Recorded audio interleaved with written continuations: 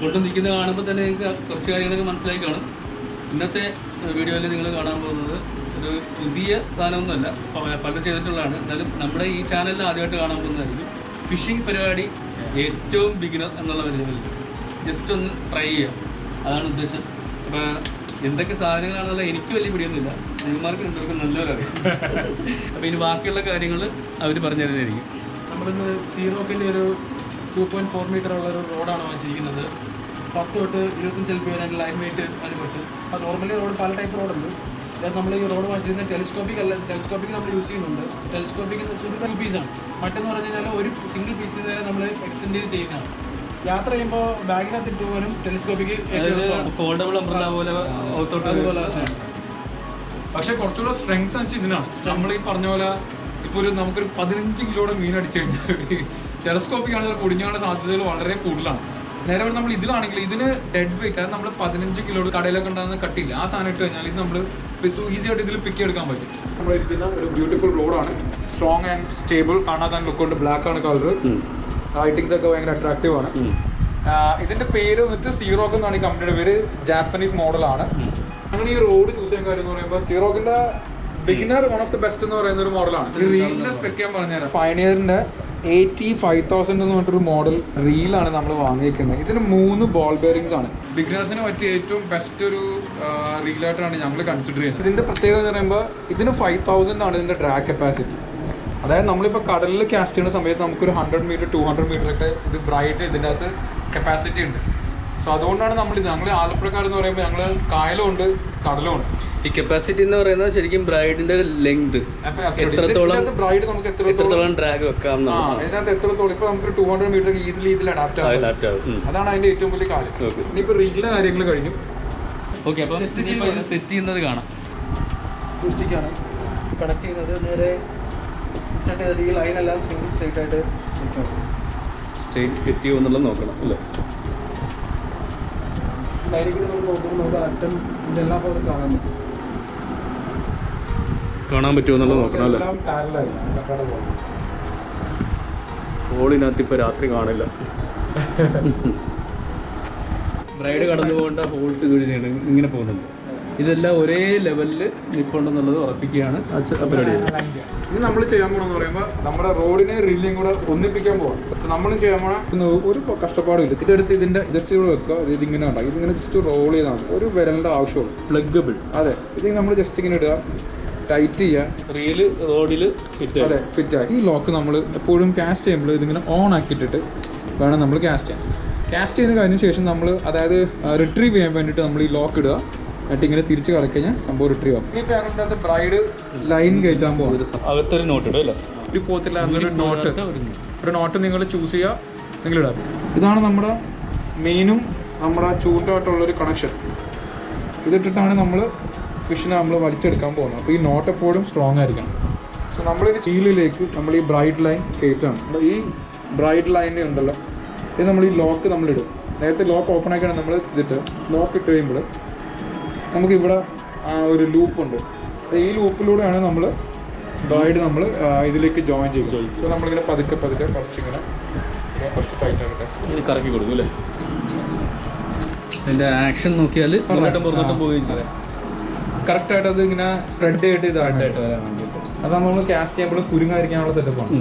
നമ്മളിപ്പോൾ ഇത് റോള് ചെയ്തു, എന്തിലൊരു നോട്ട് ഉടയ്ക്കാനായിട്ടൊരു സ്ഥലമുണ്ട് അല്ലേ? അതിലോട്ട് ഉടക്കും.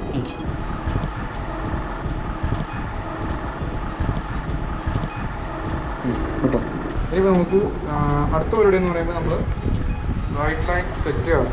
ഇനി ബ്രൈഡ് മറ്റേതിലൂടെ ഓടിച്ചോണ്ട് അല്ല, ഈ സാധനത്തിന് എന്താ പറയുക,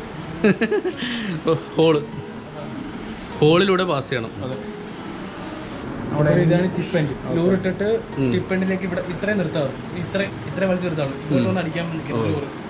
ഈ ടിപ്പെൻഡ് പോയി കഴിഞ്ഞാൽ ഈ സ്റ്റിക്കിന്റെ ഈ പീസ് മാറ്റേണ്ടി വരും. ടിപ്പെൻഡ് ഇത് മറ്റേ സെറാമിക് പൊട്ടും. ഇത് പൊട്ടിക്കഴിഞ്ഞാൽ പിന്നെ സ്റ്റിക്കിന്റെ ഇത് മാറ്റേണ്ടി വരും, പീസ് മാറ്റേണ്ടി വരും. ലൂറും നമ്മുടെ ഈ ബ്രൈഡ് ലൈനും തമ്മിൽ കണക്ട് ചെയ്യാൻ വേണ്ടിയുള്ള ഒരു ജോയിന്ററാണ് നമ്മളിവിടെ എന്ന് പറയുമ്പോൾ നമ്മൾ നൈസായിട്ട് ഒരു ചെറിയൊരു ലോക്ക് ഇട്ടിട്ട് കെട്ടും. ഞാനിങ്ങനെ ഒരു ടൈറ്റ് നോട്ടാണ് കിട്ടുന്നത്. ഇതാകുമ്പോൾ സ്ട്രോങ് ആയിട്ട് ഞാൻ അറ്റത്ത് ഞാനൊരു റോൾ നോട്ടുണ്ട്. അത് കഴിഞ്ഞിട്ട് നേരെ ഒരു നോർമൽ ഫിഷർമാൻസ് നോട്ടെന്ന് പറയാം. ഫിഷർമാൻസ് നോട്ട് ഇട്ട് സ്റ്റോപ്പ് ചെയ്തു. ഇത് ചെമ്പല്ലി അതിനൊക്കെ പിടിക്കാൻ വേണ്ടിയാണ് നമ്മൾ ഈ ഒരു ലൂറ് യൂസ് ചെയ്യുന്നത്. ഉപ്പ് രസമുള്ളിടത്താണ് കൂടുതൽ ഇടുന്നത്. അവിടെ ആകുമ്പോൾ കൂടുതൽ ചെമ്പല്ലി അടിക്കാൻ ഏറ്റവും കൂടുതൽ ചാൻസ് ഇല്ല. ഇങ്ങനെ ഇവിടെ ഹോൾഡ് ചെയ്യും. ഹോൾഡർ മാറ്റിയിട്ടുണ്ടല്ലോ. ഹോൾഡർ എന്തെങ്കിലുണ്ടോ? ഇത് സ്റ്റോപ്പറാണ്. സ്റ്റോപ്പർ ഇട്ട് കഴിഞ്ഞാൽ കുറച്ചുകൂടെ സ്ട്രോങ് ആണ്. ഞാൻ മാക്സിമം 4-5 സ്റ്റോപ്പറൊക്കെ ഇടാറുണ്ട്. ഇതായിട്ട് നമ്മൾ നേരെ സിമ്പിൾ നോട്ടാണ് ഇടുന്നത്. Fishermen's knot, basic നോട്ടാണ്.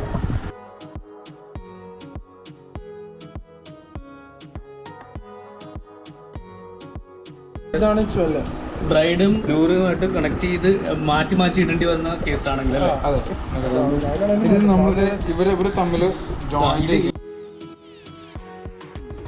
അപ്പോൾ നമ്മുടെ ചൂണ്ട സെറ്റായിട്ടുണ്ട് അല്ലേ? കണ്ടല്ലോ. ഇനി നാളെ ഇതിൻ്റെ റിസൾട്ട് എന്താണെന്നുള്ളത് അറിയാൻ പറ്റും.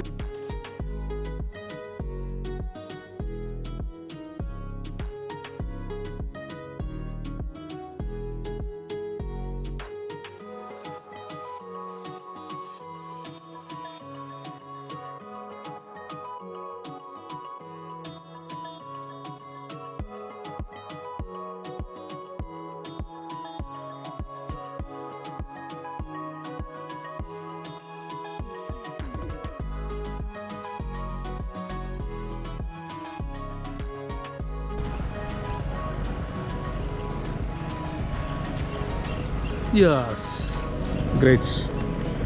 അങ്ങ് ദൂരെ പോയി കണ്ടിട്ടുണ്ട്.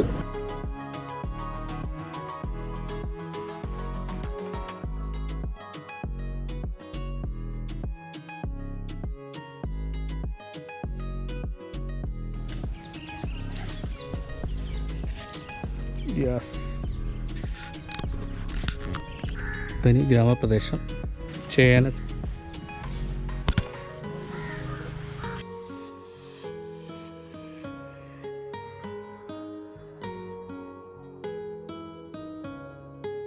കായൽ സൈഡിലേക്ക് പോകുന്നു. സൈഡിലൊരു തോട് കാണാം. ഇപ്പുറത്തൊരു കുളം. ഇവിടെ വന്നവരവിടെ നിന്ന് ചൂണ്ടിടുന്നുണ്ട്.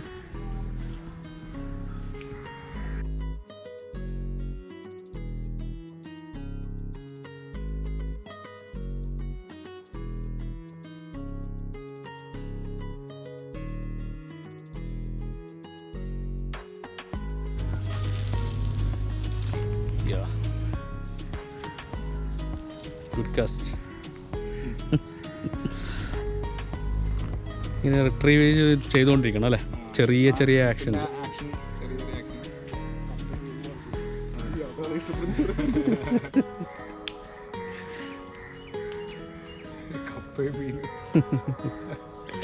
മീനിന് കപ്പയും മീനും.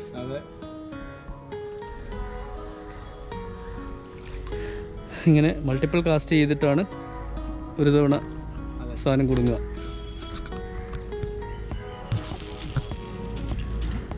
യെസ്,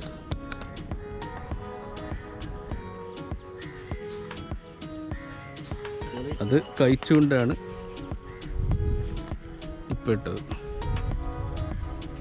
ഇതിൻ്റെ ആക്ഷൻ ഒന്നും സാധനമല്ല. വൈൻഡ് ചെയ്തുകൊണ്ടിരിക്കും. ഈവൻ ആകാനായിട്ട് അത് മുന്നോട്ട് പിസ്റ്റൺ കണക്ക്.